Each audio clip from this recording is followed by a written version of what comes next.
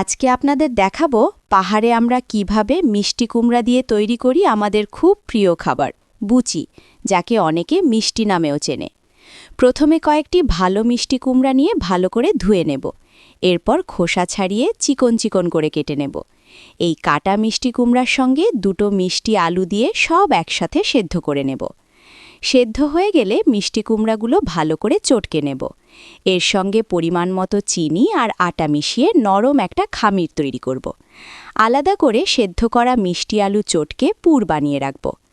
এবার আটা দিয়ে ছোট ছোট গোল লেচি কেটে তার ভেতরে মিষ্টি আলুর পুর ঘরে মিষ্টির মতো আকার দেব।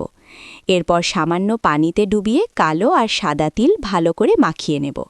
সবশেষে কড়াইয়ে ডুবো তেলে ভেজে নিলেই তৈরি হয়ে যাবে পাহাড়ি ঘরোয়া স্বাদের মজাদার বুচি।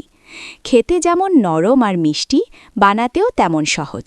এটাই আমাদের পাহাড়ের রান্নার সৌন্দর্য।